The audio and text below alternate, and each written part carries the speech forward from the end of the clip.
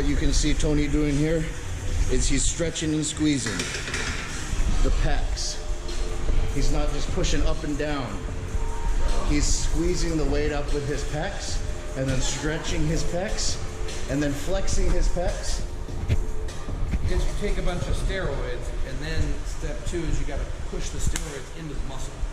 Got to get that pump and increase that pressure. Yeah. And just take those muscle cells and just fist those steroids in it and twist it every rep. Yeah. And you know how you see how he's beating his hand like that? So what steroids are is it's like, normally you have your muscles, right? And they have like maybe each cell has one hand, you know, grabbing amino acids from the bloodstream. Now you put this anabolic in, and now you've got like 5 hands on each cell, all grabbing all those amino acids, so they're just not getting shit out. Yeah, and I'm not like a big marijuana user, but I see the bong, right? So I see people with a marijuana cigarette, and I think, okay, that's like a natty. And then I think like the bong is like the steroids and like the pump, and just getting a massive concentration, and then just like bong blasting it into the muscle cells. Wow. You know what? Con los terroristas.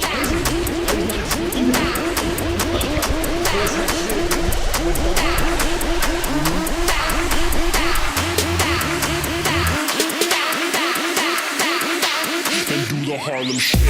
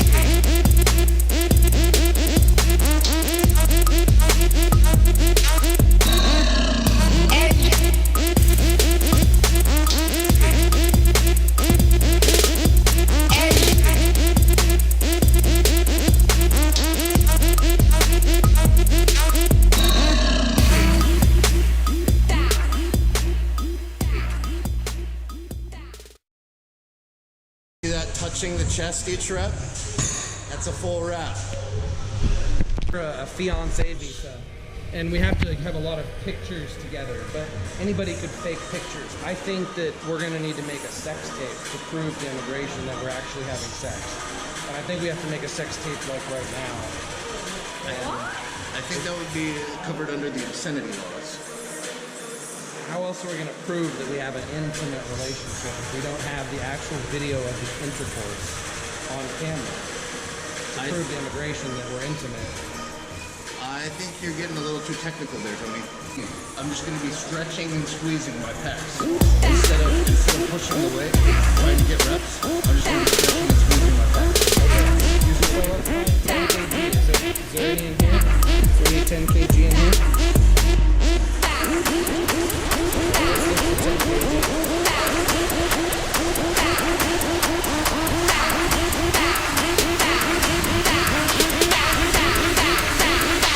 And do the Harlem Shake.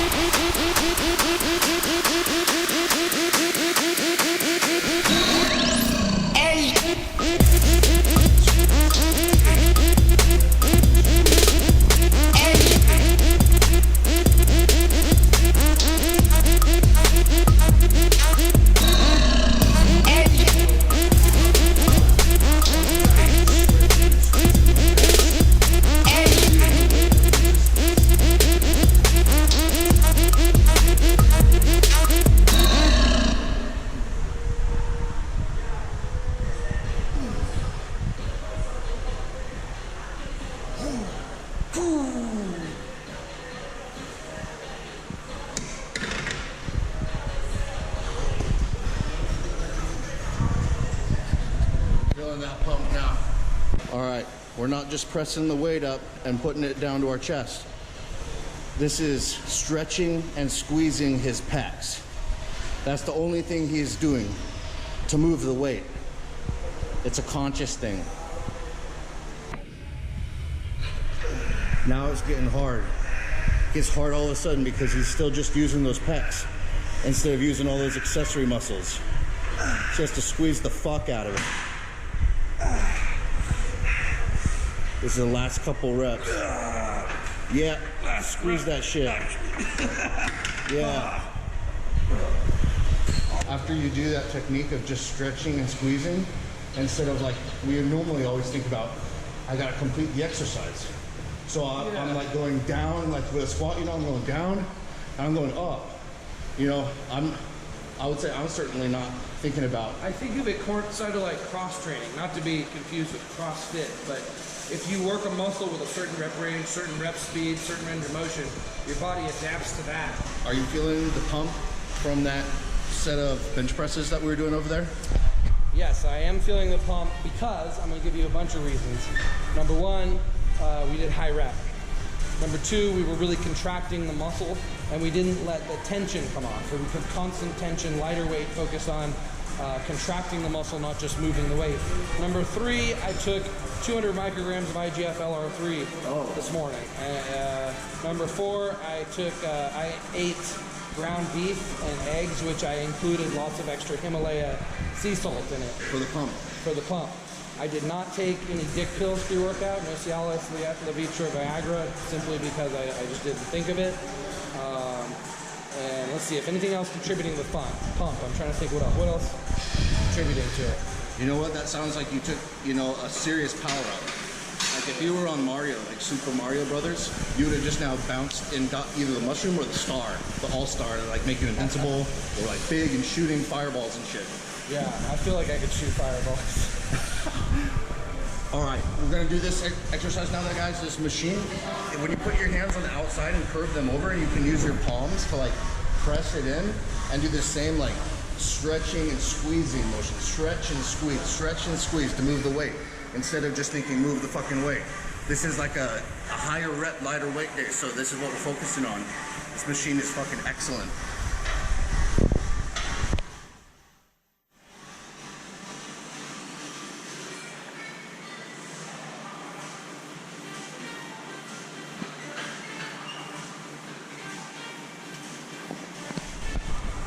And I'm putting this on the Instagram story. So I'm Dan's videographer today, recording him, teaching people how to use workouts of high rep, high volume, a lot of blood flow, a lot of contraction on the muscle, less about just moving the weight. So I'm Dan's videographer.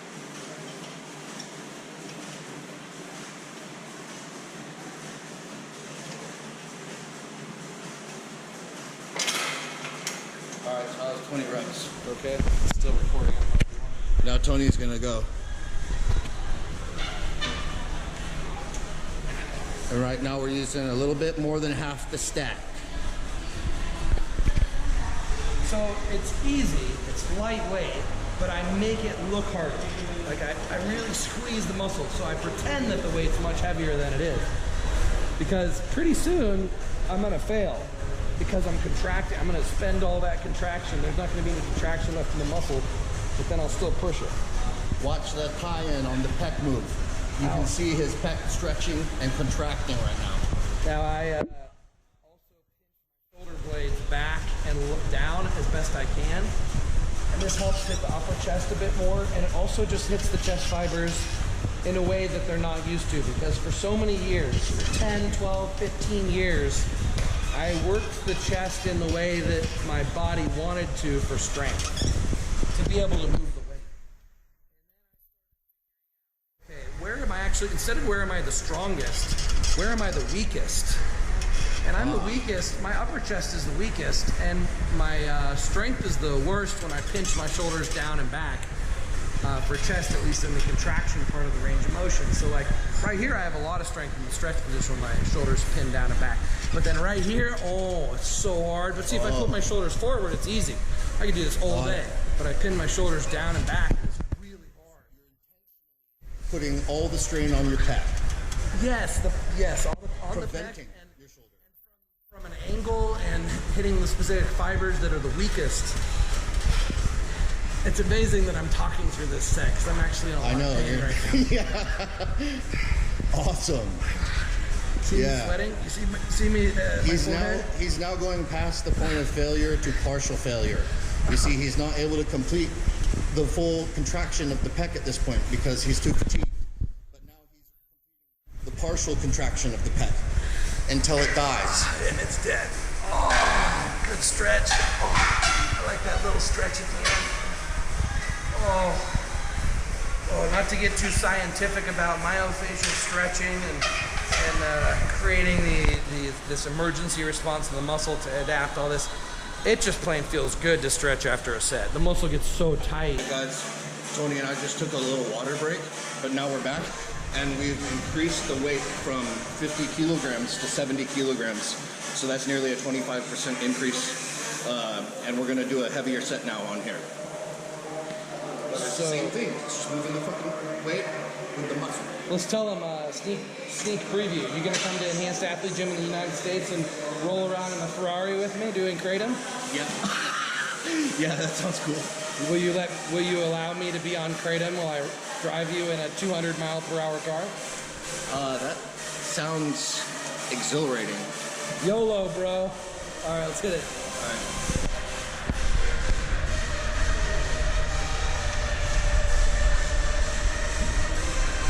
Ooh, nice weight. That's like the whole stack. We're not just moving this shit from point A to point B. We are stretching and contracting the pecs.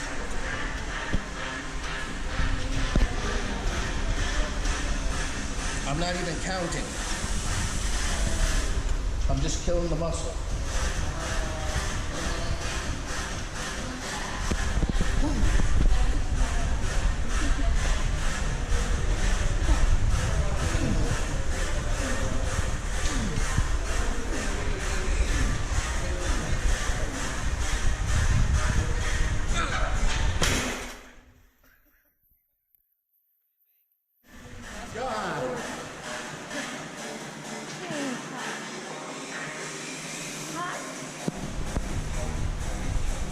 All right, you're up. You're up, brother.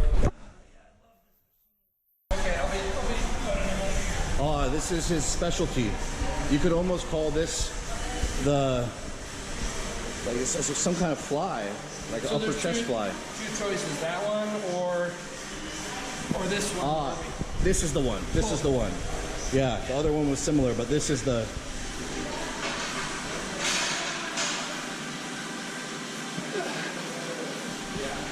Actually, I'm gonna set up for the exercise library. This is my milkshake that they put. I gave them my whey protein powder from the gym, and they put it inside. It's gonna be freaking awesome. That's brilliant. Just keep little baggies of protein. Oh yeah, I can taste it. I can taste the whey protein. So the other thing we're talking about is Jenny and her ligandrol cycle. So is it you're taking capsules, right? No injections? No injection. And how much are you taking? The red and black pills. How often do you take them? One time a week? No, how often? I gave you one today. You didn't take it. When did you take the one day before yesterday? Yeah. So you've been sneaking, not taking your ligandrol? Just today. I have it in my bag. I want to eat yours. But I've been giving you one every other day. So are you taking all of them? Yeah. Except for this one. Okay, well the day's not over yet, so you're still on time. Okay, and so the main effect you've noticed is that your body is your muscle changed, huh? And like what kind of bigger and stronger, thicker and stronger, thicker and stronger, huh? Interesting. Okay. I feel like I'm much. Do you? When you're in the gym, do you have like more energy? Yes. Do you feel like you can push harder? Like I did yesterday. Yeah. I've seen a few workouts where I thought you had a little bit of ligandrol rage. It looked like it was affecting your mind. SARM rage. The biggest thing I noticed is the lines. Like she had no lines anywhere in the muscles. It was just flat, smooth everywhere. So the diameter of her arms and legs has increased by a lot. Okay. Which, you know, she hasn't lost any fat on her arms and legs. A little bit on her stomach she has. But she hasn't lost any fat. But her legs and arms are bigger now. Like very noticeable. Like her arms. Yeah, I mean, she does not look like she has a weak arm at all. They're at least a half an inch or an inch bigger in what? Less than 2 weeks. Okay. That's not fat. That's baby. Yeah, we were trying to make it. Baby fat. Which I would still keep her on ligandrol a couple months into the beginning of pregnancy. Probably cut it out 2 months in. Then I noticed like on her legs, like under her glutes, there's actually a little bit more cheek that hangs over. There's a crease in her ass that she didn't have before. And then on the side of her thighs, she's got lines on the side of her thighs between her quads and her hamstrings. She didn't have it. Oh, okay, yeah. In high school, the soccer girls always had that. You know, when they wear their mini skirt, I'd see that line on the side, and I think that was attractive. So her diet's healthier, but she's still eating a lot of calories. That's why she feels healthier. She's not drinking much alcohol. She's eating healthier food. She's building a lot of muscle, but she's not really burning a lot of fat. Okay. Well, she's taking a bulking drug. Yeah, if she goes a couple days with like intermittent fasting, like most girls do, then she'll lose a lot more fat because she now has a lot more muscle. So Yeah. the muscle is burning the fat. Yeah. Which is eating a lot. I mean, look, she's gonna drink most of this mango shake. You know how many calories this is? For a woman, that's like half of her carb calories of the day in one drink. You eat more than me. Yeah, I eat more because I have a lot of muscle.